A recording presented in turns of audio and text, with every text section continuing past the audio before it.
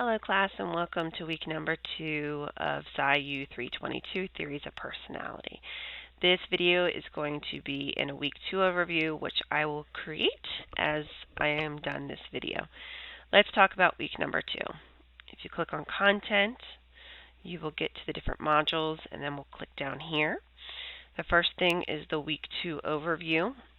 Within this section it talks about a little bit with the spotlight summary with what you're going to be reviewing this week, the different topics, and then the learning activities and assignments. If we go to week at a glance, once this loads, you're going to find a quote, the course learning objectives that we will be covering throughout the week, and then a checklist. So the quote, the course learning objectives. Remember, those items in black font are not graded, but they're your readings, your things to work on. Especially remember to review the Neuroanalytics School of Personality within the media presentation that is within your course shell. And you have the item in blue that is due this week.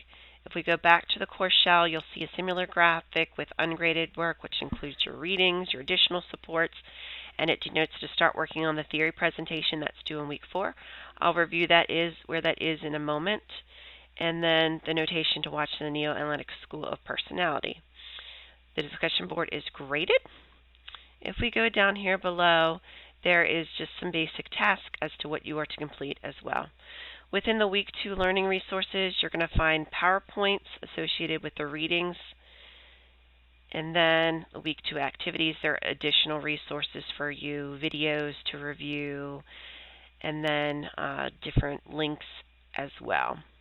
What is due this week? You have your week 2 discussion. I'm going to click on the discussions. You can click on that link as well. Just depends what you prefer to do. And then it talks about the week 2 discussion board down here with Adler and Hornet.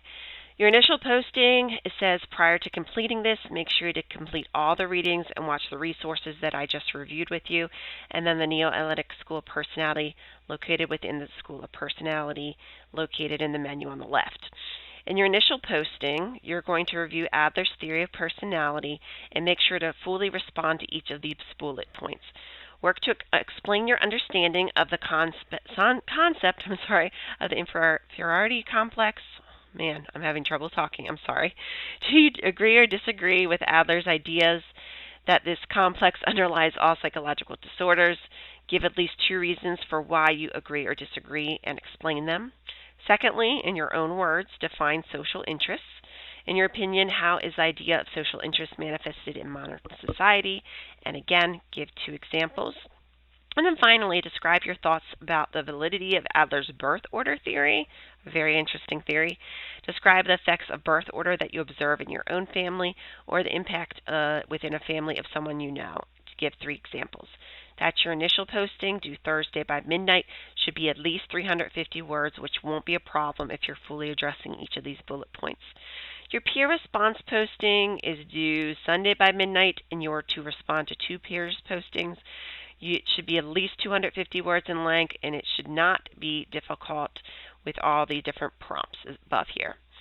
So within your response posting, you are going to be looking at Hornet's theory of personality, and you're going to find 1 article on Karen Hornet's article about her and or her theories.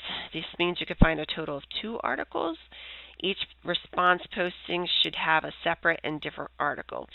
So 1 theory for 1 peer and 1 theory and 1 article for the second peer response postings. After you complete that, you are going to do the following in your peer response postings.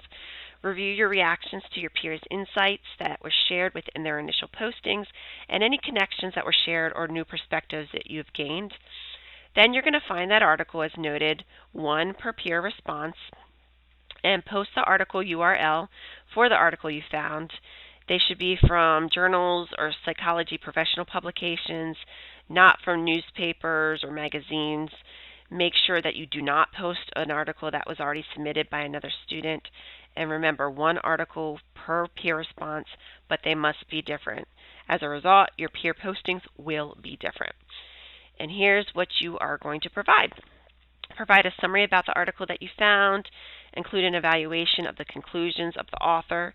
whether you agree or disagree with the concepts presented and why, and then incorporate any further research you could think could be done on that topic or other thoughts you had while reading the article.